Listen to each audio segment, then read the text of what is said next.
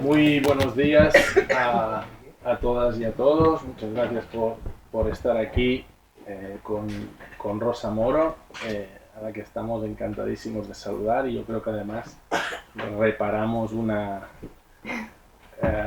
la conocemos desde hace muchísimos años, ya la admirábamos desde cuando estaba en la Fundación Sur. Hemos recibido miles y miles de correos tuyos cuando mandabas esos resúmenes de prensa. Es decir, ha sido muchísimos años de seguirte y ver tu trabajo, y hoy pues tenerte aquí presentando este trabajo que has hecho sobre el genocidio de Ruanda, pues es para nosotros un placer. Y ya te digo, tenerte aquí pues repara un poquito tantos años de conocerte, ¿no? Bueno, nada, lo dicho, bienvenidos a esta charla sobre el que sin duda es uno de los episodios más oscuros de la historia reciente, el genocidio de Ruanda. Este año, en el mes de abril, se conmemoró el 30 aniversario del genocidio, y bueno, pues contar con Rosa hoy a hablarnos de este libro, El genocidio que no cesa en el corazón de África, una historia de desinformación. Pues es fantástico, porque encima ahora mismo, y lo hablábamos ahora con los periodistas, el fenómeno de la desinformación es abrumador, ¿no? Aquí es un asunto en el que estamos trabajando muchísimo, tanto haciendo formación con periodistas africanos, como incluso una formación con periodistas aquí en Canarias que empezaremos en enero, talleres en temas de fact-checking, verificación, porque es un elemento que realmente ayuda muchísimo. Especialmente lo hemos visto en África, los periodistas africanos, la necesidad de tener herramientas para aprender a entender lo fácil que puede ser desactivar algo que te llega a través del móvil, y que a veces parece muy complicado. Pues en 3-4 pasos y software libre y gratuito se pueden lograr resultados. En 1994, Ruanda fue escenario de un genocidio que dejó cientos de miles de muertos, principalmente de la etnia Tutsi, aunque ya veremos que hoy Rosa nos hablará mucho de esta narrativa. Esta narrativa oficial, que se presenta como un estallido espontáneo de violencia en Ruanda. Rosa nos invita a reflexionar sobre él y nos cuenta que no fue así, que hay que ir mucho más allá de esta versión. Rosa es periodista, analista internacional, una voz comprometida con la justicia y la verdad. Su trabajo nos invita a cuestionar lo que creemos saber y a reflexionar sobre la responsabilidad de los medios de comunicación en la construcción de la memoria colectiva. Estudió periodismo en la Universidad Pontificia de Salamanca, comenzó su carrera en prensa local antes de trasladarse a Londres, donde ya trabajó en Amnistía Internacional, se especializó en producción de vídeo y televisión. A su regreso a España colaboró con el Centro de Información y Documentación de África, que más tarde se convirtió en Fundación Sur, lo que les decía antes, y forma parte de los comités de solidaridad con África Negra, UMOIA, y desde 2012 fundó el blog African Mente, que no sé ahora si lo tienes. Lo tengo un poco abandonado. Ahí. Una plataforma, bueno, que siempre dio voz a las noticias y análisis silenciados.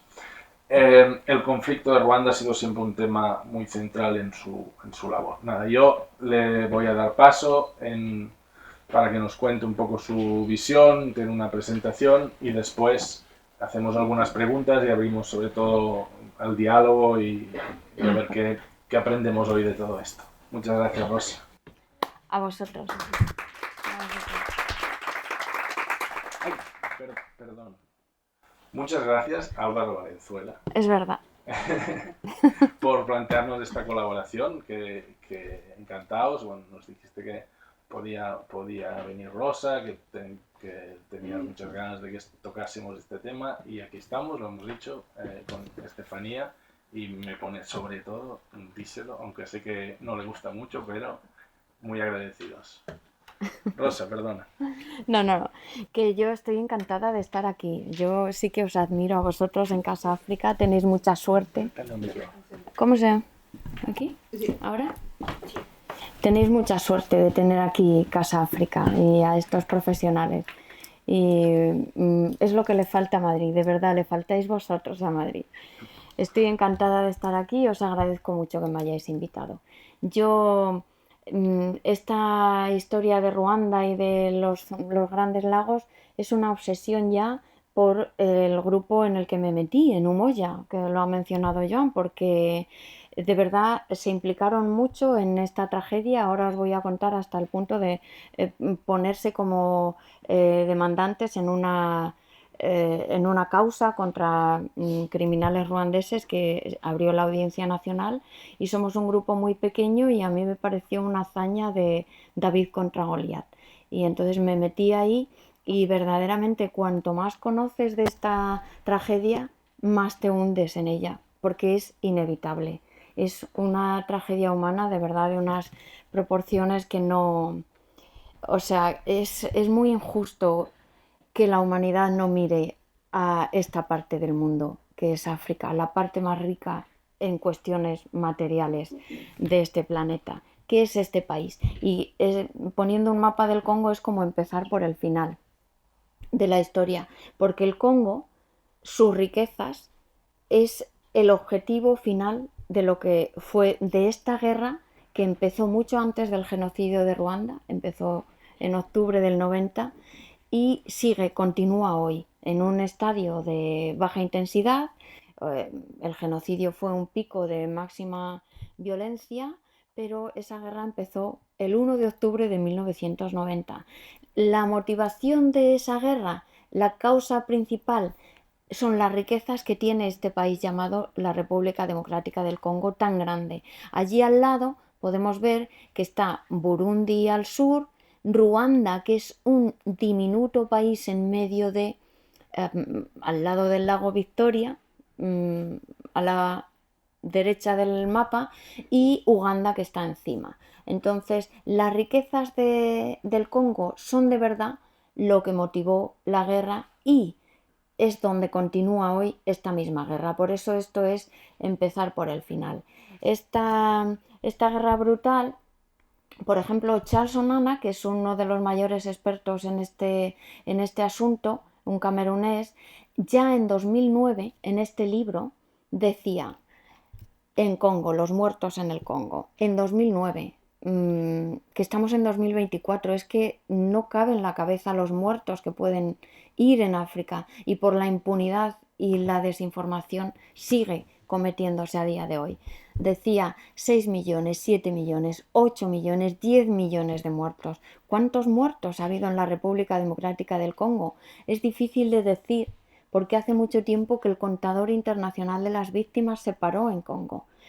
Por eso, según muchos expertos, para mí él es uno de los mayores, pero él llama expertos a otros, el conflicto del Congo es el más mortífero desde la Segunda Guerra Mundial.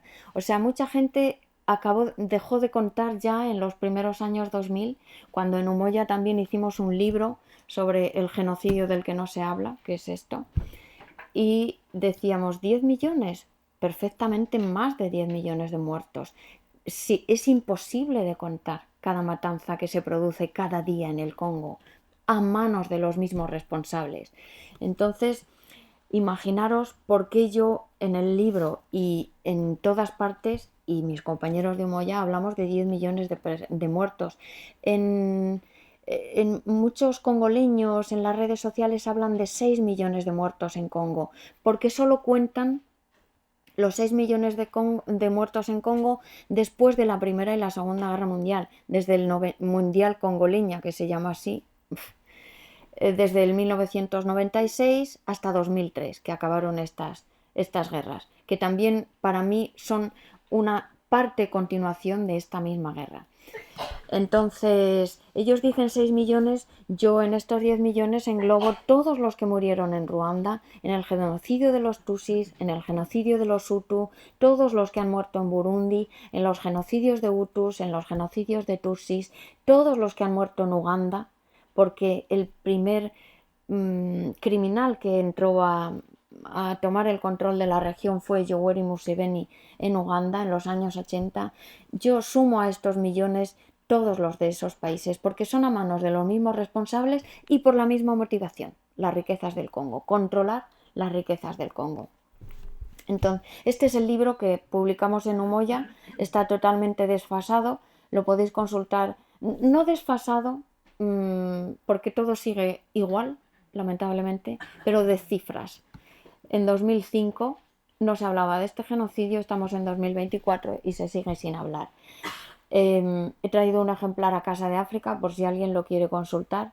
En estos años yo todavía no era miembro de Umoja, pero ya les conocí y realmente es cuando me impliqué en esta historia. Lo que hemos visto en Umoja es que los medios, lejos de hablar de esto, lo poco que hablan de ello, según lo presentan, es como contarlo al revés. Porque si tú cuentas una tragedia en África, un genocidio en África, la gente ya va como, aquí están los africanos matándose por cualquier cosa, hay que ver la etnia, la religión, se están matando todo el día, no hay quien los comprenda. Eso es desinformar, porque no han puesto el contexto, porque hablan de los conflictos de África como si fuera que es que los africanos están todo el día en guerras, pobrecitos, tienen que salir de sus países porque hay muchas guerras. Hombre, esas guerras tienen mucho que ver con el sistema global en el que vivimos todos, tienen mucho que ver con nuestras casas, con nuestro modo de vida, con absolutamente todo. Son geoestratégicas, no son africanas, son del mundo, de la humanidad. Los congoleños casi yo los comparo con los palestinos. A veces su resistencia salva un poco la humanidad que los demás hemos perdido. Entonces es invisible y en Umoja pues nos asombra la falta de asombro que hay en el mundo por todo esto. Dar datos descontextualizados es contarlo al revés, directamente. Y cada vez que me invitan a hablar de este conflicto, desde hace 20 años que llevo hablando de ello, os lo digo de verdad, 20 años, pues yo la noche antes miro las noticias para demostrar que esta guerra sigue produciéndose cada día en el Congo. Es la misma guerra porque son los mismos responsables, digo, y nunca, lamentablemente, nunca me he quedado sin algo que mostrar. No es que la gente no sepa que Ruanda exporta minerales que no tiene en su territorio, que hay en Congo y que no hay ningún contrato de por medio. La gente lo sabe, salen las noticias.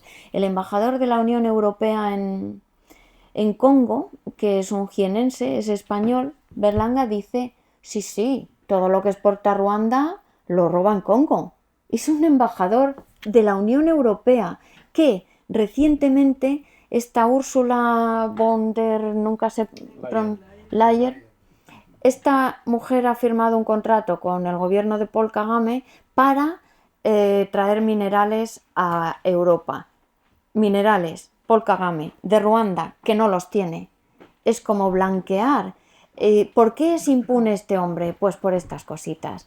Porque Europa blanquea su cara negociando con él la compra de minerales que él roba mediante la guerra a Congo. Y lo sabe todo el mundo. Pero, bueno, pues pasa otra cosa a las noticias y seguimos con nuestras vidas. Venga, cómete el postre. Las noticias de estos últimos días. El 3 de diciembre. 10 muertos y otros tantos secuestrados por las ADF, que dicen que es un grupo relacionado con el Estado Islámico. Eso es mentira, roban cerdos. Son soldados ruandeses y ugandeses y no son musulmanes. Pero bueno, en la narrativa que nos quieren vender de ahora lo que está de moda es luchar contra los islamistas, no los cristianistas, ojo, solo los islamistas, pues si dices que hay islamistas en tu país, la OTAN, AFRICOM, no sé qué, te manda soldados, dinero, armas, entonces todo el mundo dice, aquí yo tengo islamistas y son tus propios soldados, como ocurre con Uganda y Ruanda. Entonces esta gente pues mató, entre los 10 muertos había un bebé de 8 meses y una niña de 14 años. Secuestraron a más gente. Esto se produjo al norte de Beni, en Kivu Norte, en el este del Congo. El 4 de octubre otros 9 muertos en Beni, un poco más al sur, Y mientras el que lo cuenta, el grupo Lucha, que es un movimiento ciudadano juvenil verdaderamente admirable de congoleños, y dice, mira qué bien, 9 muertos en Beni y nuestro presidente, que nunca hace una declaración de lamentamos lo que ha ocurrido en tal sitio, pasa. Estaba disfrutando de una copa de algo de fútbol que había y dice el grupo Lucha, mira a nuestro presidente qué mensaje nos manda a los del este, me importáis muy poquito. Eso el 4 de diciembre. Esto, un reciente informe de la ONU dice que en 2 pueblos, en una masacre que se cometió en noviembre, solo en 2 pueblos, en la misma masacre, el M23 mató a 121 personas. En Bambi, no es Bambi, es Bambo, perdón, está mal escrito ahí. Y en Kisese. Son 2 poblaciones de Rusuru, ahora os enseño dónde está en un mapa, que es una zona que ya prácticamente controla Ruanda. Hay muchas minas. Pues esto es, mira, aquí está la zona de Rusuru.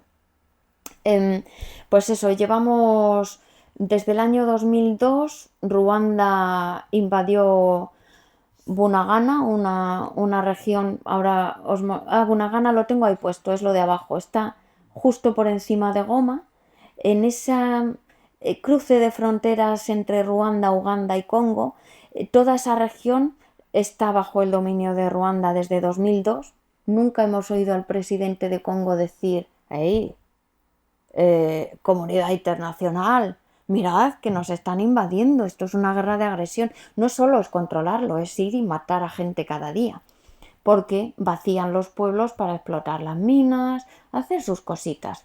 Rusuru es donde se cometió la masacre de 131 personas por parte del M23 y hasta los pueblos del norte, Cañabayonga, que ya está donde el lago Eduardo, es está dominado por el M23. O sea, ahí las poblaciones locales hace tiempo que han sido masacradas o han huido más hacia el interior. Eso ya es todo territorio del M23. Y así seguimos. Pero nadie...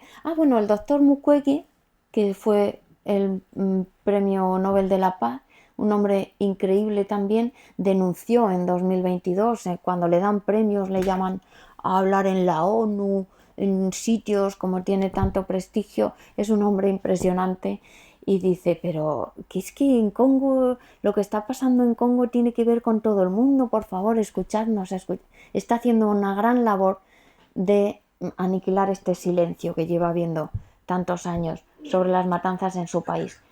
Bueno, eso, Bunagana, que está ocupada desde 2022, es lo que denunció el doctor Denis Mukwege. Rusuru, que en un principio fue controlado por Uganda, pero cedido al M23, para que veáis el nivel de colaboración. Rusuru. Y ya aquí vamos a empezar a rizar un poco el rizo. Siguen los combates, 5 de diciembre, entre el M23 y las Fuerzas Armadas de la República Democrática del Congo, el ejército regular. El 5, bueno, pues hay combates, muertos, desplazados, verdaderas masacres y crímenes contra la humanidad de todo tipo. El día 8 continuaban los combates, pueblos con las casas quemadas, negocios quemados, incluso los ganados lo roban o lo incendian, violan y vacían los pueblos, y cuando vuelve la gente, pues a veces se los encuentra en cenizas. Y aquí es donde digo que vamos a rizar el rizo, porque se supone que lucha el M23, que son terroristas, son el ejército de Ruanda, under the guise, como dicen, bajo el nombre del M23, y el ejército de Congo. ¿Qué problema tienen los congoleños? Pues mi amigo Boniface Musabuli es un gran analista de asuntos militares del este. Tiene 4 libros con el que acaba de publicar sobre esta tragedia, muchísimo más importantes que el mío, O sea, yo en el mío prácticamente no cuento nada nuevo, solo recomiendo leer a gente como Musabul y Bonifaz. Pues claro, Bonifaz dice, los generales del ejército regular del Congo son amigos de Kagame. Eso es su gran victoria.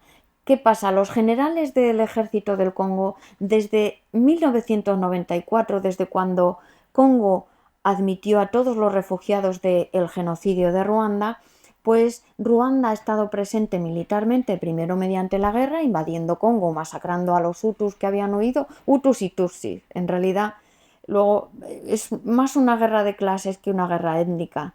Y ellos lo diferencian muy bien porque entre ellos de verdad había Hutus y Tutsis en los campos de refugiados y eran masacrados y bombardeados por el FPR, porque los Tutsis que no son de la élite del FPR, a ellos no les importan, son Tutsis venidos a menos.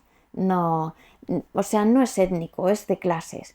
Y el FPR es un poco los sionistas del centro de África.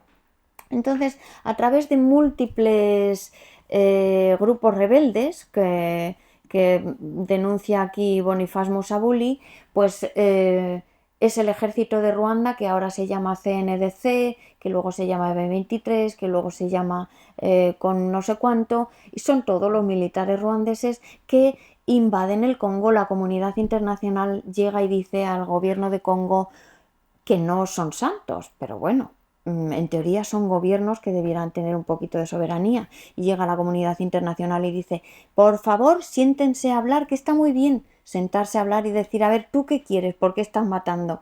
Y negociar. Eso es muy africano y de hecho es la manera correcta de hacerlo, pero no la manera que Occidente impone, que es, por favor, comparte el poder con esta gente. Que son militares, quieren formar parte del ejército, admítelos en tu ejército. Entonces Congo lleva admitiendo en su ejército como generales a los rebeldes, que son terroristas ruandeses, como desde 1998. ¿Qué ocurre? Que quien de verdad es un militar comprometido con la defensa de su país y de su pueblo ha sido asesinado hace ages, como dicen los ingleses. Ahí quien queda sirve más a los intereses del invasor que al propio pueblo congoleño. Entonces muchas ONGs dicen, es que hay que ver, todos los militares en el centro de África son iguales, matan y violan igual. Hombre, es que son los mismos. Ahí lo dice mi amigo Bonifaz. Entonces dice, si aquí hablan y hablan, vamos a hacer la operación Umoya, Umoya 2, Umoya 3, Wentu no sé cuánto, operaciones de limpieza de terroristas. ¿Cómo los terroristas se van a limpiar a sí mismos? Son tonterías. Y eso es la gran victoria de Kagame, dice Bonifaz Musabuli. En realidad, el ejército del Congo está integrado desde hace muchos años y sobre todo gobernado por los rebeldes que son terroristas del ejército de Ruanda, que trabajan para la camarilla, la élite que gobierna Ruanda, que mantienen fluido el tráfico de todos estos materiales importantes para los mercados internacionales. Los generales, cuanto más masacres cometen, más medallas llevan en la solapa. Y, por ejemplo, se recompensa y se pone medallas a los generales que estaban en Rusuru y en Bunagana del ejército congoleño defendiendo eso, y cuando el M23 dijo ya vamos para allá, se fueron. Eso lo hace también la MONUSCO, la misión de la ONU, para no ver, no tienen mandato como de pacificar un poco, pero no tienen mandato de intervenir. Entonces, lo que hacen los ruandeses es decir, vamos a atacar tal sitio, y se van, porque no tienen mandato para intervenir. Oye, chico, ahorrémonos esto, porque es una burla a las víctimas y supervivientes. Pues esto es el ejército congoleño. ¿Qué va a defender el ejército congoleño? Son los mismos. Y esto lo denuncia Bonifaz Musabuli. Entonces, así está el Congo. Lo que ocurre es que esta confluencia de agendas bueno, ahora voy a la confluencia de agendas. Kivu Norte y Kivu Sur, Ruanda se lo quiere anexionar a su territorio, se inventan historias, se inventan antiguas movidas, pero un poco fábulas, y lo que quieren es anexionarse esas dos provincias porque probablemente sean el trocito de tierra, de esta tierra entera, más rica del planeta, porque es la cola justo, los últimos lagos de la fractura del Valle del Rift, que en miles de años se habrá separado de África, es una fractura geológica que viene del interior. Los minerales suben mucho más alto, desde mucho más hondo de la tierra y en mucha más concentración. Entonces el uranio de Kibusur o de Katanga puede tener una concentración del 98% y el uranio de los Urales o de otras zonas pueden tener en torno al 40%, incluso hay uranio en Canadá y en Estados Unidos, pero que tiene una concentración de 6%, de menos del 10%. Entonces, por eso hay guerra en el Congo. Lo que ocurre por el inicio de esta guerra, en la que se enmarca el genocidio de Ruanda, casi se inició cuando ocurrieron las independencias de África. Estados Unidos vio el momento de controlar los recursos de África sin negociarlo con sus socios europeos, con las expotencias europeas. Sobre todo de esta región no es Francia, a pesar de la narrativa oficial que siempre señala a Francia, por lo que Charles Sonana está siendo juzgado en París, por cierto. Y es que quiero correr porque quiero contaros muchas cosas, luego se me van a olvidar. Lo de Charles Sonana no lo tengo ni en la presentación, me acabo de dar cuenta ahora. Bueno, pues vieron el momento de controlar las materias primas. No es que ellos vayan a explotar todo, pero quieren evitar que los demás lleguen a controlar esas materias primas, y más viendo que tenía competidores muy fuertes como China, que necesita estas materias primas. Entonces, Ruanda y Uganda quieren explotar el este del Congo, generar el caos en el Congo para explotar sus riquezas para su beneficio, no de los países, sino de los que están en el gobierno. Y Estados Unidos quiere tener a delegados en la zona que mantengan el control férreo de la zona. El control férreo de las riquezas se hace sembrando el caos. Y estos dos que pillaron son expertos en eso. ¿Veis? Todas estas riquezas, todos esos minerales que no alcanzamos a ver, pues son todo lo que todo el mundo quiere. Para los microchips, para los coches, la tecnología verde, las placas solares, los coches eléctricos, necesitan todo esto. ¿Y quién? Los congoleños lo podían vender. ¿En realidad sería tan fácil? Pues no, es mucho mejor robar que comprar. Entonces, pues nada, tienen la desgracia, como dice Álvaro, pero es que ¿a quién se le ocurre nacer ahí, en ese sitio tan rico? ¿A quién se le ocurre esta gente? Pues todo el mundo quiere esto. El cobalto en el mundo, bueno, esto es el cinturón del cobre, que también es muy importante para la tecnología verde,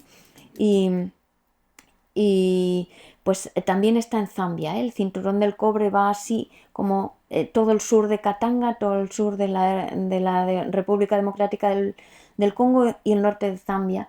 Y también tiene el cobalto. El cobalto del Congo llega a estas proporciones. O sea, esto es el cobalto que hay en el mundo y Congo es el de arriba.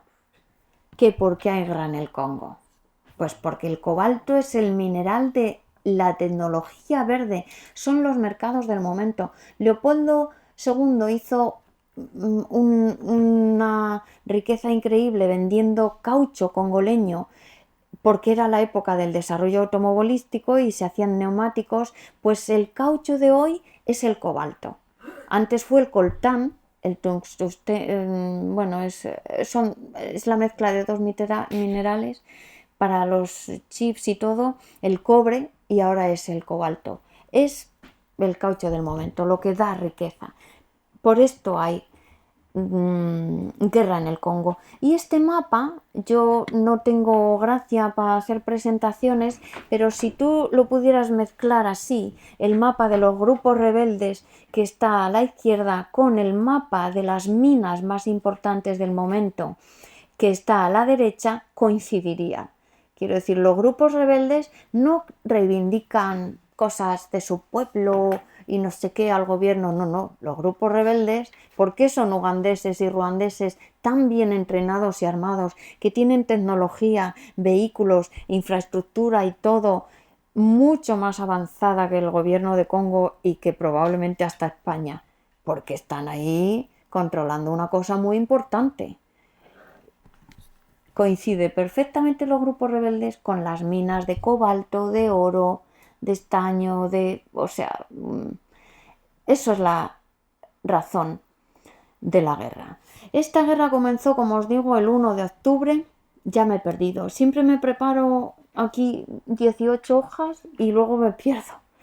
Y perdonadme, si me doy prisa me podéis preguntar lo que queráis. Y si lo sé, respondo, y si no.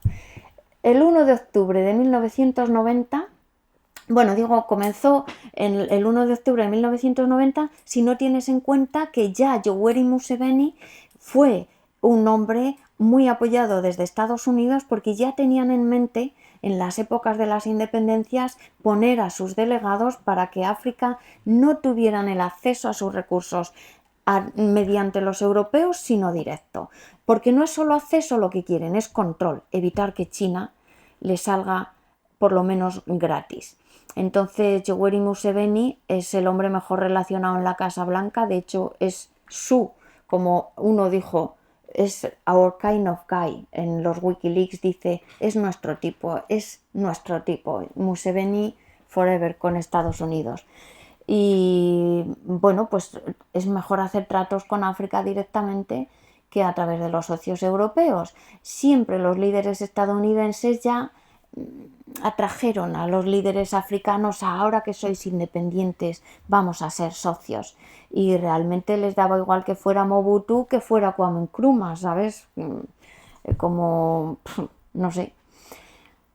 Estos dos señores son los delegados de Estados Unidos, que tampoco es que esto beneficie a los estadounidenses, esto beneficia a las grandes compañías tecnológicas, fondos de inversión, de la guerra, de estas compañías de seguridad privada que subcontrata Africom, la OTAN y todo esto. Entonces, todos estos grandes magnates, dueños del dinero del mundo, tienen como delegados a estos dos señores que a sus espaldas llevan todos estos millones de muertos y siguen gobernando sus países. Nadie se mete con ellos, nadie los critica, de hecho hacen acuerdos con ellos para que saquen riquezas del Congo que ellos no tienen en sus países. Esto es, o sea, fíjate qué fácil es contar una guerra. Es que literalmente ya está contada. El 1 de octubre de 1990, un grupo, para mí terrorista, pero llamémoslo rebelde, APR se llamaba entonces, invadió por la técnica del hit and run, como ataca y vuelve otra vez corriendo a tu escondite. Entonces estaban en Uganda, formaban parte del ejército ugandés, tenían uniformes, vehículos, armas y toda la infraestructura del ejército regular de Uganda, por lo que se hubiera podido considerar una guerra de agresión, el crimen más grande que puede existir según los juicios de Nuremberg. Pero no lo consideraron así por cositas de intereses y sesgo en la comunidad internacional. Entonces, desde Uganda, desde el sur de Uganda, este grupo APR atacó una zona del norte de Ruanda y volvió a Uganda.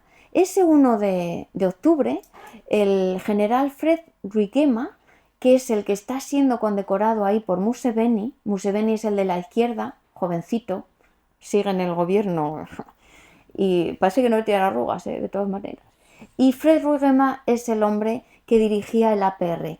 Fred Rwigema era un militar del APR, de verdad quería recuperar Ruanda, luchar contra Habyarimana, el buen régimen del momento, pero era un hombre que sabía que eran muy odiados, porque los ruandeses que vivían en Uganda eran la clase alta que había gobernado Ruanda en un sistema medieval hasta los años 70. Entonces, cuando hubo una revolución social en Ruanda, mataron a muchos de ellos, y es verdad, eran una élite tutsi, no todos los tutsi, insisto, que gobernaban medievalmente, querían volver a implantar ese sistema medieval. Y Fred Ruyama decía, no, nos odian porque no quieren ser siervos más, estamos en el siglo XX, tenemos que ganar el corazón de la gente y generar la menor violencia posible. Él era el dirigente de la APR, el que dio el primer ataque. Pero como estas eran sus ideas, generar los menos muertos posibles, ganar el corazón de la gente para poder presentarnos a unas elecciones y que nos vuelvan a querer, prometerles que de verdad no vamos a volver a instalar aquí el sistema medieval, pues ¿qué pasó? Que a la vuelta del ataque fue asesinado por sus propios hombres, misteriosa y casualmente. Y entonces Paul Kagame, que estaba en Estados Unidos porque recibió formación militar en Texas, en Fort Leavenworth, un centro donde forman a militares golpistas por todo el mundo. O sea, ahí van desde los ucranianos hasta georgianos, africanos de todas las regiones, en fin. Volvió corriendo como si... ¡pum! Al día siguiente Paul Kagame ya estaba allí dirigiendo el APR, como si todo hubiera sido planificado, ¿no? Se confluyeron los planetas para... ¡Qué suerte! Menos mal que cuando faltó Ruyama llegó en cuestión de horas para seguir con los ataques. Y ya Paul Kagame no hablaba de conquistar corazones. Paul Kagame tenía muy clarito lo que le habían enseñado, y es que o siembras el caos o tú no dominas nada. Esto es lo que pasó el 1 de octubre, el día que empezó la guerra. Ruyama fue asesinado porque no quería generar muertos, y Paul Kagame se hizo cargo inmediatamente de la rebelión APR, que pasó después a ser un partido político, FPR. Entonces, estos desde el 1 de octubre de 1990, bajo Paul Kagame, hasta el 6 de abril de 1994, cometían ataques de hit and run en todo el norte de Ruanda, pero ataques como de horripilantes, ejemplarizantes para vaciaron el norte de Ruanda. Murieron unas 400.000 personas en estos 4 años, y no solo eso, es que sacaban a los bebés de los vientres de la madre y los colgaban de árboles, o colgaban a la gente con sus propias tripas de los árboles para que la gente viera lo que venía.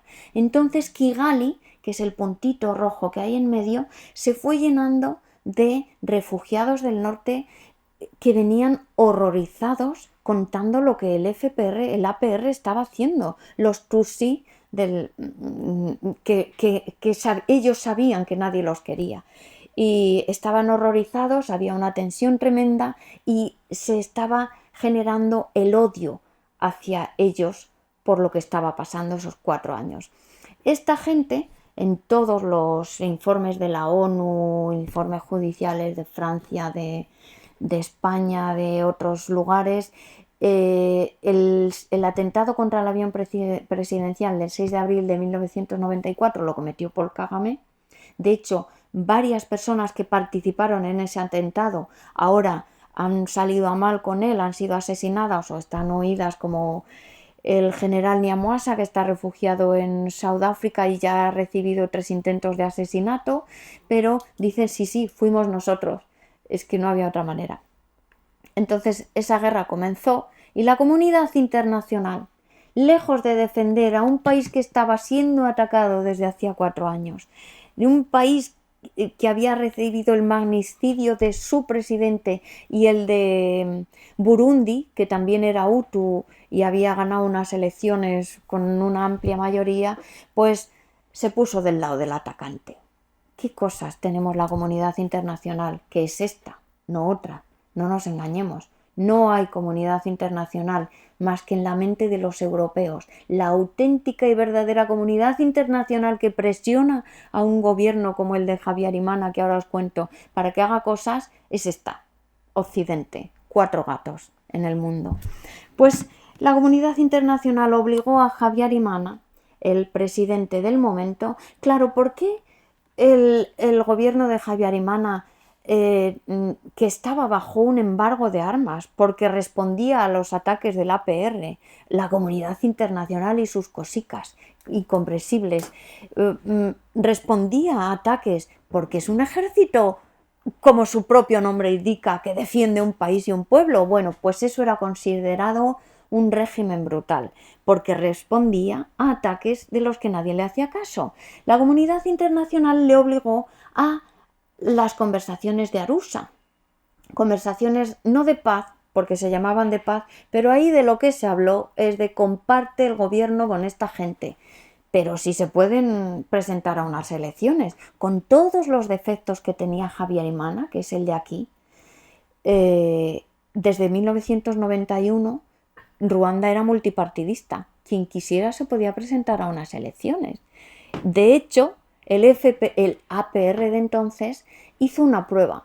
Lo que Rwigema sabía, que nos odian, no podemos llegar, no nos quieren en Ruanda, era muy cierto, y lo comprobaron ellos mismos porque en el año 92, me parece, se presentaron a unas elecciones cantonales en 8 o 10 municipios en Ruanda y no les votó ni su familia. Hicieron campaña, tuvieron inversión, con Estados Unidos detrás, la mejor campaña electoral del mundo que se ha visto en Ruanda, y no les votó ni su madre ni su abuela. Quiero decir, esto es una manera de hablar. No tuvieron votos ni para un miserable escaño en unas elecciones municipales en 8 pueblos. Claro, eso no se comentó nunca, pero era evidente que si iban a unas conversaciones de paz, Habyarimana decía sí, que vengan, si es que se pueden presentar, tienen un partido político, que vengan, que se presenten.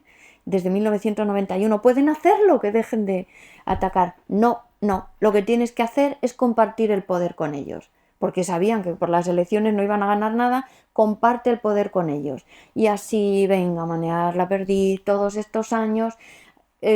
Poco antes del atentado del 6 de diciembre, estaban volviendo de estas conversaciones, habían obligado a Habyarimana a compartir el poder y había cedido para que dejasen la guerra. A ese punto llegaron a obligarle a arrodillarse, y aún así esto es una técnica de lo que enseñan en Fort Leavenworth, que es: tú entretén a la gente, pero vete haciendo tus planes en secreto. El plan era hacerse con el control de Ruanda, seguir por la violencia, porque por conversaciones de paz nunca llegarían a ser queridos y a ser votados en Ruanda. Entonces, a la vuelta de estas conversaciones, mataron al presidente de Ruanda y al presidente de Burundi. Lo hizo el FPR porque muchas investigaciones, el informe Hourigan ya lo dijo en su día, que habían sido ellos, un encargado de la ONU, un militar, creo que era canadiense. Sí han sido todas estas pruebas lo demuestran. ¿Y sabéis qué hizo la ONU con el informe Hourigan en 1994? Abrir en cajón, meterlo, echar la llave y tirarla al mar. Ese informe se conoció en 2010 o 2012, desde 1994, que ya decía que el FPR estaba cometiendo unas masacres brutales. El FPR no solo mató desde el 1 de octubre hasta 1994, sino que durante el genocidio las mayores masacres que se cometieron las cometió el FPR. Y esto lo demostraron investigadores también mandados por la ONU, que luego perdieron su puesto de trabajo, Davenport y Alan Stamp, sociólogos que miraban el tiempo, el espacio y el tiempo, en qué tiempo se cometían cuántos asesinatos en qué lugar, y siempre el pico de asesinatos era cuando había llegado el FPR a esa zona, no cuando estaba el ejército de Ruanda. Entonces, antes, durante el genocidio y después, hasta nuestros días, el FPR mata muchísimo. O sea, claro que murieron cientos de miles de tutsis y fue un horror, genocidio cruel, pero de Hutus probablemente hayan muerto los 10 millones de los que estamos hablando, o pon 9 para... Y eso también es un horror y está prohibido hablar de ello. Charles Onana está siendo juzgado por hablar lo que yo os estoy diciendo ahora. La técnica de invadir el Congo se ve claramente en este mapa porque o sea, nada más ocurrir un magnicidio el 6 de abril, el ejército fue pillado de sorpresa, aquello fue un caos de matanzas y brutalidad, pero el FPR con esta rectitud y formación hizo este camino perfectamente cometiendo ataques para que la gente huyese hacia el Congo y efectivamente 2 millones de personas huyeron hacia el Congo. ¿Qué pasa? Que el FPR ahora ha llegado al Congo, que era su objetivo final. En el Congo, al principio bombardeaban directamente los campos de refugiados. Igual decían, estamos persiguiendo a los genocidas, y la comunidad internacional decía, claro, pobrecitos, es que ellos han sufrido un genocidio ya, como los judíos en la Alemania nazi y los nazis de ahora, perdonadme, sionistas, que están exterminando a los palestinos, como un huevo y una patata. No, estáis persiguiendo a gente o sea, totalmente enferma, en pánico. Entonces mataban a genocidas bombardeando campos de refugiados con millones de personas allí, que daba igual que fueran Hutus que Tutsis, que probablemente había genocidas, pero la mayoría no lo eran. Y entonces en esa este hombre, Laurent Kabila, es el primer presidente que hubo después de Mobutu. A Mobutu empezaron Uganda y Ruanda a acusarle de que protegía a los genocidas, porque había acogido a esos 2 millones de personas que por lo visto eran 2 millones de genocidas. Y entonces Mobutu está protegiendo a los genocidas y vamos a derrocar su gobierno. Y nos vamos a liar con este hombre que era un gato de poco pelaje, el Laurent Kabila, pero que de repente tuvo mucho apoyo porque le apoyaron Uganda y Ruanda para derrocar a Mobutu y cayó en 6 meses. ¿Qué pasaba? Que Mobutu ya había sido desahuciado por Estados Unidos, tenía un cáncer terminal y se acabó yendo a Marruecos. No es que había sido su hombre durante 30 años en África, tampoco le mataron como han hecho con otros, pero huyó a Marruecos e implantaron a este hombre. ¿Qué pasa? Que Laurent Kabila les dijo gracias, ugandeses y ruandeses, por haberme ayudado a derrocar a este gran dictador sanguinario que ciertamente lo era. Ahora os podéis ir a vuestra casa. Ahí quien gobernaba en realidad se llama James Kabarebe, que era este hombre, un militar ruandés, que incluso usaba el uniforme ruandés dirigiendo el ejército congoleño.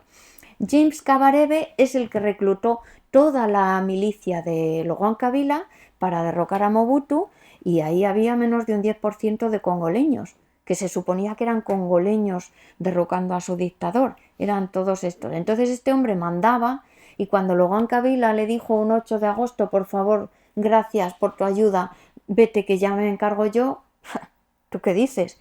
Y invadieron 3 días después el Congo. Fue la primera guerra del Congo. Y quitaron a este hombre de en medio que se había creído que tenía algo que hacer. Entonces lo asesinaron e implantaron a su hijo, Joseph Kabila, que Joseph Kabila dicen que no es hijo natural. Yo estas cosas de los congoleños no sé si creérmelas o no. Dicen que no es hijo de Laurent Kabila, que fue adoptado. Pero lo que sí es cierto, porque hay fotos que lo demuestran, es que Joseph Kabila de joven era parte del APR de Uganda. O sea, él habla francés con acento y inglés sin acento, el inglés ugandés.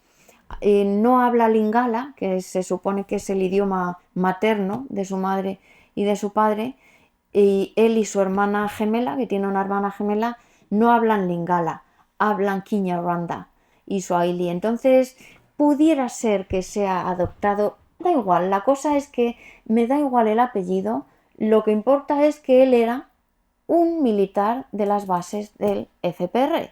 Entonces, en la Segunda Guerra del Congo, Angola, Zimbabue, Sudán, un montón de países estaban viendo la mano de Estados Unidos ahí y la que les iba a venir imponiendo a criminales que desde ahí podían dominar todo el continente, intentaron apoyar a Kabila. a Kabila padre, para que no se salieran con la suya. Pero ¿cómo no serían 9 países, que por eso lo llaman guerras mundiales del Congo, 9 países apoyando a Congo frente a Uganda y Ruanda, y les duraron un telediario? ¿Cómo no estarían de bien armados y entrenados los ugandeses y ruandeses frente a 9 países africanos que no querían que estos dos señoritos ganasen esa guerra? Entonces, esto fue la guerra. Ahora ya Ruanda gobierna de facto las riquezas del este del Congo y todo funciona bien para los que obtienen beneficios, pero no para ellos. Y en sí, lo que os digo de mis compañeros de Umoja y yo, lo que más rabia te acaba dando de todo esto que os he contado es la desinformación. Que pasan los años, han pasado 30 años y la gente sigue creyéndose la versión oficial y no todo lo que os acabo de contar y muchísimo más que está archimega demostrados con dosieres judiciales, informes de la ONU, informes de todo tipo de organismos, informes de investigadores serios que han hecho investigaciones muy importantes y serias y documentadas. No hay manera. La versión oficial está construida desde el principio con mucho dinero y eso es lo único que cuenta hoy en día. Entonces, a pesar de que me he tomado la gran molestia de escribir un libro, yo he hecho de escribiente. Todo lo que cuento aquí, pues yo lo he aprendido de mis compañeros de Umoja, de Kambale Musabuli Bonifaz, Patrick Mbeko, Charles Onana y muchos otros expertos. Yo sinceramente creo que la guerra comunicacional está perdida. Lo digo aquí y estoy cada día más convencida. Cuando cerré este libro, critiqué a Google. En realidad, pienso que morimos por ahogamiento. La verdad muere por ahogamiento, porque Google y todas estas herramientas de acceso a la información tan fácil y rápida, mecánica y increíblemente rapidísima y fácil, tienen un sesgo, tienen algoritmos que son secretos, no están legislados, o sea, es tan grave que lo que consideramos verdad, información, cultura, historia, esté dominado por un algoritmo en manos privadas, de compañías privadas que solo buscan beneficios y no de gobiernos que legislen para salvaguardar los derechos de las poblaciones, que me parece una gravedad auténtica. Pero eso funciona para los criminales, no para nosotros los pueblos. Google es una herramienta de acceso a la información con un gran sesgo que no podemos conocer.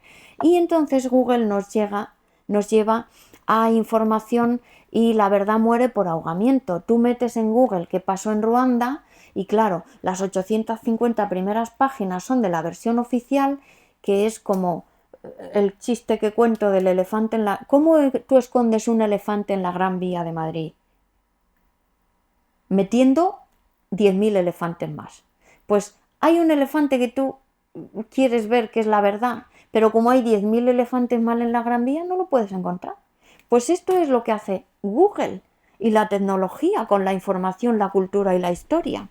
Entonces yo en el libro digo, esta batalla está perdida porque Google nunca vamos a lograr, los 4 gatos como yo, hacer prevalecer como yo, o sea, es que yo no soy nadie, como el juez el juez Bruguier de la Audiencia Nacional francesa, el juez Andreu Merelles de la Audiencia Nacional española, Hurricane, tanta gente de la ONU, el propio Boutros Ghali fue el único secretario general de la ONU que solo estuvo un mandato, no 2 como están todos, porque dijo, Estados Unidos es el responsable del genocidio de Ruanda. Y la organización que se supone que yo dirijo, me ha engañado a mí también, porque hay muchos intereses. Entonces, si yo con Google ya había perdido toda esperanza de que la verdad venza a la mentira, ha llegado la inteligencia artificial y no es que haya perdido la esperanza, es que me quiero hacer el harakiri profesional. Es imposible. ChatGPT, no sé cuánto, y os lo voy a explicar con un mecanismo muy sencillo y ya termino. El método GIGO, en España lo llaman Giga porque es una técnica de los informáticos desde los años 70 por ahí, pero en realidad es GIGO porque dice garbage in, garbage out. ¿Qué significa? Que la basura que entra es lo que sale. Si entra basura, sale basura. Y pues ya está explicado. Entonces, el mecanismo de la máquina de allá es una... Lo leí en un libro de desinformación de los años 70 ya, que explicaba cómo la CIA implanta la ilusión de variedad en los lectores. Y es que la CIA echa 3 pelotitas por arriba, pero luego hay un mecanismo que se llama... ahora no me acuerdo el nombre de la máquina, que va dando vueltas, va cayendo de muchos pisos, por muchos agujeritos y llega al público lector con una sensación de variedad y, hombre, esto tiene que ser verdad, ha salido en todos los sitios, que es lo que me dice muchas veces mucha gente cuando digo eso es mentira. Esa es la ilusión, cómo se siembra la ilusión de variedad y, bueno, pues garbage in, garbage out. Quiero decir, hay un profesor, estos son, o sea, no solo está ChatGPT, está Gemini, están todos estos máquinas de inteligencia artificial que decimos, oh Dios mío, nos van a quitar el trabajo. Hay un profesor cubano que me encanta y os recomiendo que leáis y escuchéis todo de él porque no solo su acento, es su cultura y su manera tan sencilla de explicar las cosas que os recomiendo brutalmente que veáis una charla suya en YouTube. Se llama Rubén Zardoya, no lo tengo ahí puesto, perdonad, como tampoco tengo lo del juicio de Onana. Ya vamos. Rubén Zardoya, con Z, dice, la inteligencia... Bueno, también Chomsky, que es mucho más famoso, dice, pero qué tanto fus con la inteligencia artificial, lo verdaderamente admirable es la inteligencia humana. La inteligencia artificial de inteligencia tiene muy poco, se lo ha inventado la inteligencia humana. ¿Por qué estamos volviéndonos tan locos? Es una insignificancia. Y Rubén Zardoya, que es un profesor increíble cubano, dice, es una máquina.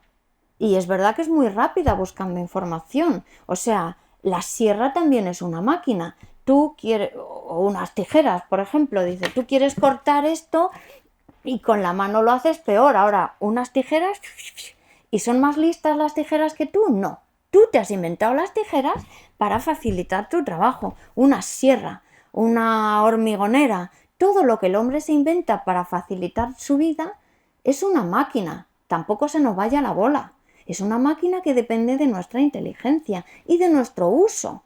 Tú puedes usar una sierra para recortar una mesa y dejarla súper bonita o para cortarle la cabeza a alguien. Y la sierra no es el crimen, el criminal eres tú, que lo usas. Pues con la inteligencia artificial pasa lo mismo. La inteligencia artificial, si metes basura, solo saca basura, no es inteligencia. Tú puedes meter en ChatGPT, oye, ¿qué pasó en el genocidio de Ruanda? Y ChatGPT no diferencia la mentira de la verdad. O sea, yo he llegado a preguntar a ChatGPT, por favor, resúmeme en 10 puntos o en 500 palabras qué pasó en el genocidio de Ruanda con informaciones basadas o documentadas. Entonces coge, estoy dando en mi orden, madre mía, no me funciona bien. Bueno, esto es la Google Academics, que me dijeron, es lo mejor. ChatGPT es una mierda al lado de Google Academics. Tú le dices, por favor, búscame libros que estén bien documentados sobre hechos veraces sobre el genocidio de Ruanda. Y te planta libros que digo, ¿pero esto qué es? No, o sea, no. Sigue siendo, hay mucho y la mayoría de lo que sea es lo que te saca, pero no tiene criterio de diferenciar la mentira de la verdad. Entonces en ChatGPT tú pones, documentame cosas, dime las fuentes que has usado y te lleva a la Wikipedia. Es increíble, es como, madre mía, de inteligencia esto tiene lo que una patata. Es el uso que nosotros hagamos de ello. Claro que es una máquina maravillosa, porque nos permite acceder a toda la la documentación que hay en el mundo en todos los idiomas en segundos. Pero mind you, porque toda esa documentación puede tener un 90% de mentiras y esta máquina no lo diferencia. Eso solo es el uso que tú hagas de ella. Luego tú tienes que ver en qué evidencias se documenta esta narrativa, la oficial, la que dice el juez Bruguier, la que dice el juez de España, la que dice tantos investigadores. ¿En qué evidencia se sustenta? Pues a mí la Wikipedia no me vale. A mí me vale una investigación judicial como la que hay en España, en la que Moya se presentó como parte demandante contra 40 altos cargos del FPR por los genocidios de Ruanda y Congo, porque en realidad el tribunal que se montó en Arusha solo juzgó a los perdedores, y cuando una fiscal general, que fue Carla del Ponte, vio evidencias de culpables en el FPR, evidencias que eran como elefantes en esta habitación, dijo: una tía fiscal verdaderamente valedora de su puesto, quiso investigarlo. Alguien levantó el teléfono en Londres y la destituyeron en 3 días. O sea, así funciona el genocidio de Uganda y Ruanda. ¿Es cosa de africanos que se están matando todo el día entre ellos? No, porque si no, aquí no habría tanto interés y tanta inversión de recursos y molestias en seguir ocultando la verdad. Entonces yo creo que me he saltado... ¡Ah! El recurso Wikipedia. ¡Madre del amor hermoso! El museo conmemorativo del genocidio de Kigali. Pero por Dios santo, si es del FPR, es ser juez, parte y fuente. Eso no es una fuente que a mí me valga, si soy un investigador serio. Pero ChatGPT o Gemini lo hace. Oye, está en nuestra responsabilidad usarlo bien, porque esto no son más que máquinas, como dice Rubén Cerdanya. Y esto, aquí está. Le dices: hey, dime lo principal, y dice: así, los 6 puntos principales es que Paul Kagame acabó con el genocidio. Digo, adiós, me dedico a otra cosa. Esto, no puedo con ello ya. Así que con esta positividad creo que os dejo para que me preguntéis cosas y si os las respondo. Gracias por tragaros esto. Muchas gracias, Rosa. Abrimos directamente turno de preguntas. Yo veo ya una mano levantada aquí, segunda fila de pi.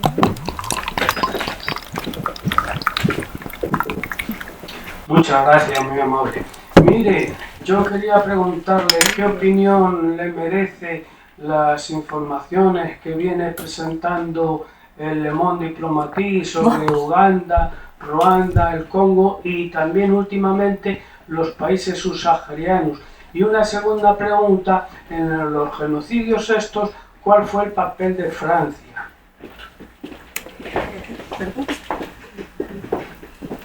Pues primero, Le Monde me parece que da la información muy sesgada, es propiedad de los mismos que tienen intereses en que no conozcamos que aquí nos han vendido gato por liebre. No me gusta el sesgo de Le Monde. No Le Monde, Le Monde Diplomatique. Ah, Le Monde Diplomatique. Ah, sí, perdona, vale, el de Ignacio Ramonet en su día. Bueno, pues Le Monde Diplomatique me merece mucho respeto. A veces, por ejemplo, Geraldine, no me acuerdo cómo se llama Geraldine, la de Le Monde Diplomatique de Italia, una vez me consultó para que leyera un artículo que ella iba a publicar sobre el genocidio, y verdaderamente le corregí 2 cosillas, ya que me había contactado, que le sirviera de algo, pero me impresionó lo bien documentada que estaba y lo bien que comprendía la historia. Entonces, Le Monde Diplomatique es otra... Ay, perdón por el error. Es otra historia totalmente diferente. Me merece mucho respeto. Por lo menos son periodistas que se molestan. Como yo un día también me creí la versión oficial, pero luego, una vez que ves que has sido engañada, pues te lo tragas y sigues. Y Le Monde Diplomatique creo que tiene periodistas de ese nivel, muy buenos. Y el papel de Francia en este genocidio, Charles gracias por la pregunta, porque os voy a contar lo de Charles Onana a raíz de tu pregunta. En realidad, hay mucho interés en señalar a Francia como culpable en esta guerra, cuando Francia no tuvo papel señalado en esta. Tuvo una misión, la misión turquoise, la cual investigó. No hay nadie que sepa más de la misión turquesa que el juez Bruguière, que si no se ha muerto, por lo menos está jubilado desde hace mucho, y Charles Onana, que hizo una investigación muy importante de esa misión. La misión turquesa era la misión pacificadora que había en Ruanda cuando se cometió el atentado presidencial. Entonces, Charles Onana llega a la conclusión de que Francia sí que tiene la intención de tener influencia en los grandes lagos. Todo el mundo quiere influencia en ese sitio de tantas riquezas, pero no lo logró porque enfrente tenía a Estados Unidos. Y entonces mandó una misión, es verdad. Eran amigos de Habyarimana, tenían buenas relaciones el gobierno de entonces con Francia, y el papel de la misión turquesa fue imposible. O sea, de verdad fueron anulados completamente por los rebeldes, mucho mejor preparados y en todos los sentidos. Entonces el papel de Francia fue prácticamente ver y no poder hacer nada. Lo demuestra Charles Onana muy bien. Investigó la operación turquesa y muchas otras cosas de esta guerra, y hay muchos movimientos financiados por el FPR y sus amigos en ONGs en Francia, como Survie, una ONG que se supone que defiende los derechos de los africanos, la justicia, la democracia, bla bla bla. Survie es la ONG que ha puesto una demanda a Charles Onana por negacionista del genocidio.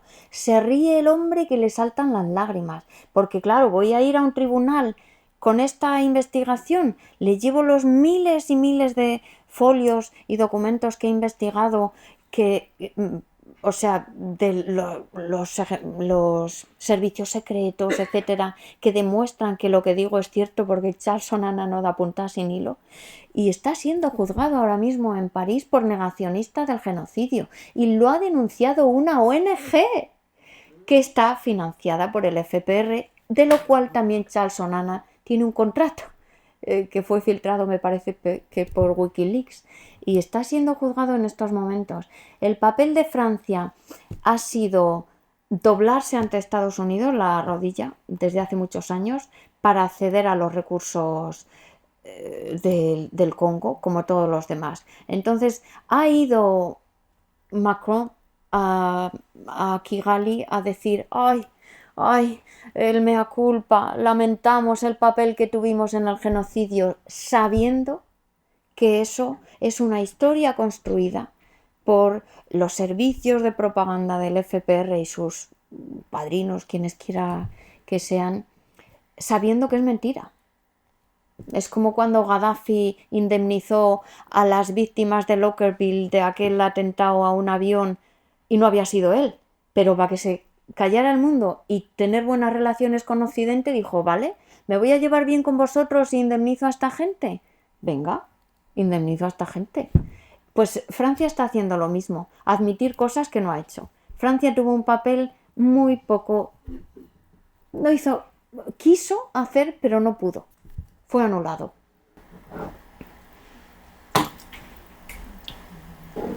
Si no hay ninguna otra pregunta, yo querría trasladarte una. Al principio comentabas una demanda a la que se ha sumado Moya, me pareció entenderte, de la Audiencia Nacional. No sé si esa u otra que conozca va en la línea de decirle a Europa no se puede hacer negocios con Ruanda con riquezas que no tiene, los negocios tienen que ser con República Democrática del Congo. Ninguna en esa línea. No, ninguna. De hecho, esa demanda ha intentado anularse. Hay filtraciones de cables de Wikileaks diciendo transcripciones de reuniones del embajador de Estados Unidos con Moratinos, una vez que decía Moratinos: ay, sí, embajador, no se preocupe, que esto es agua, va a quedar en agua de borrajas. Y lo ponían literal en Wikileaks porque no sabía lo que significaba agua de borrajas.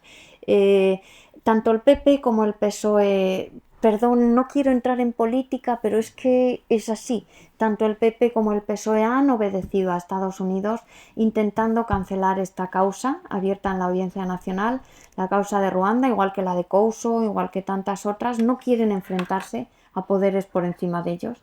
Entonces, la han intentado anular, han coartado todo lo de la justicia internacional para que esto no llegue a término y han anulado la causa de Couso y muchas otras, pero la lucha social de los Couso va a volver a vencer y esta pues la han intentado anular y casualmente el abogado Jordi Palau-Loberdos, que es el redactor, el abogado de las víctimas, el abogado de los demandantes, pues puso entre las causas de crímenes de guerra, crímenes de una guerra de agresión, genocidios, todo tipo. Si es que, o sea, el genocidio de los tutsis, claro que nadie lo niega, pero hay que hablar del otro genocidio que han cometido el FPR, no los tutsis, igual que no todos los hutus son genocidas, no todos los tutsis han cometido este genocidio del que nadie quiere hablar. Pues esta causa ha intentado ser anulada, pero Jordi Palau-Loberdos puso una de las demandas era por terrorismo. Y es verdad que cometieron terrorismo, con atentados terroristas mataron a españoles, que murieron 9 españoles allí.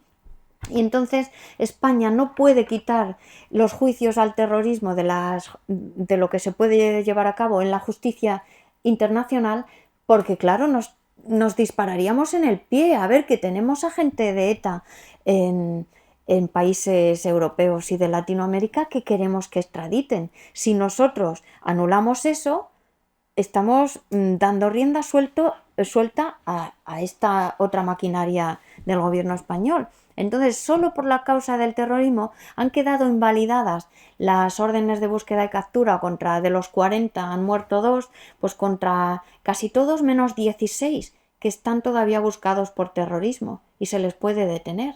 De hecho, uno a los que se busca por terrorismo es el comandante Kayumba Nyamwasa, que le han intentado matar 3 veces en Sudáfrica y él se muere por salir porque le van a matar. Realmente han matado a muchos de los que aparecen testigos y acusados en esta causa. Y claro, si tú vienes a ser juzgado, porque reconoce todo, si tú vienes a ser juzgado vas a ir a la cárcel y dice no, yo voy a declarar si a mí me eximís. Hombre, es que los crímenes de guerra no caducan, amigo Nyamwasa, y en ellas está trabajando Jordi. Si Jordi Palau-Loberdos no logra esto, no lo logra nadie en este mundo ni en este universo, porque es un trabajador incansable por la justicia y los derechos de las víctimas. Admirable, admirable. También hay otro personaje que es Juan Carrero, que estaba incluso nominado al Premio Nobel de la Paz, y los propios jueces del Premio Nobel de la Paz visitaron a Juan Carrero en Mallorca y le dijeron: hemos sido obligados a no dártelo.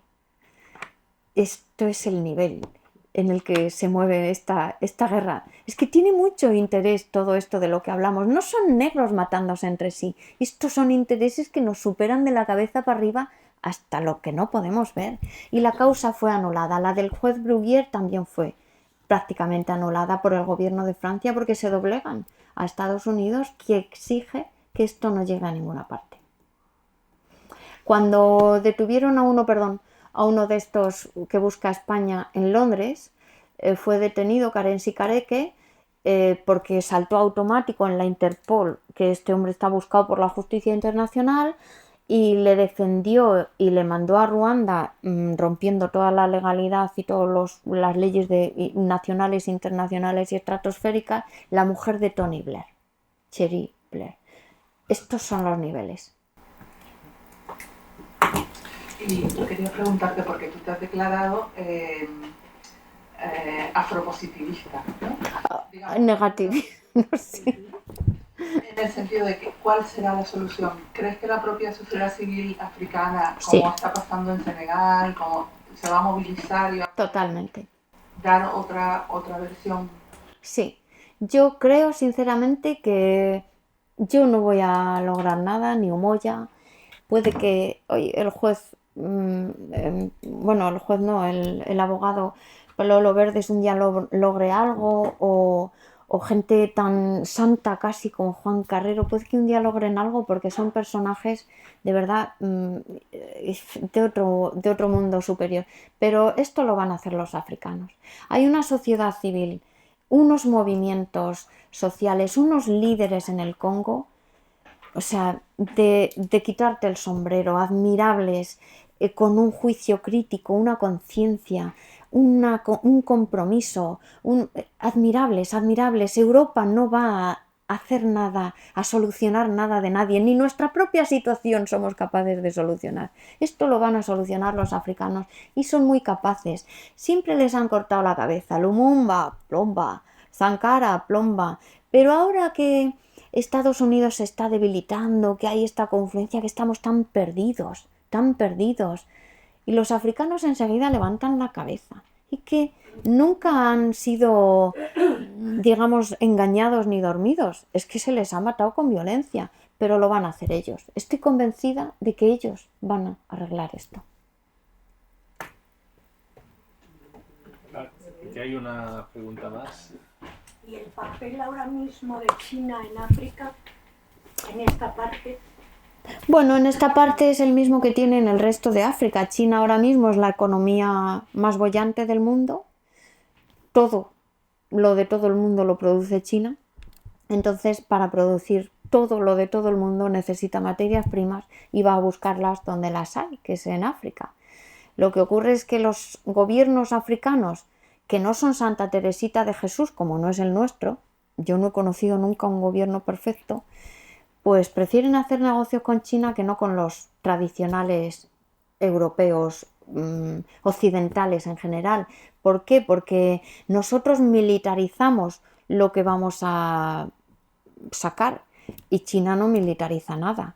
Nosotros digo, como si a nosotros nos llegara algo del coltano, del cobalto, madre mía, no, nuestros gobiernos, que tampoco miran por nosotros. Los gobiernos occidentales han sido siempre mucho más condescendientes, paternalistas, racistas, violentos con ellos que lo que es China. La acusan de la nueva colonización. Yo es que no quiero ni opinar casi, porque es que me da igual. Mientras a los africanos les guste, ¿quién soy yo para opinar? China no tiene colonias, no tiene militares, ahora está empezando a llevar militares, pero es un socio comercial de África que África prefiere. ¿Quién soy yo para decir que no me gusta? Bastante tengo yo con lo que hay en España y en Europa para decir que no me gusta. Eso es lo que opino de China en África. ¿Y el papel de Rusia en África? Casi como el de China. Rusia no tiene colonias en África. De hecho, Rusia mandaba ayuda a los movimientos de liberación cuando Europa mandaba ayuda a los luchando contra la liberación por la independencia. Eso es el recuerdo que tienen de Rusia los pueblos africanos y los partidos y grupos que lucharon y vertieron su sangre por la independencia. Rusia les ayudaba a ellos, no a los opresores.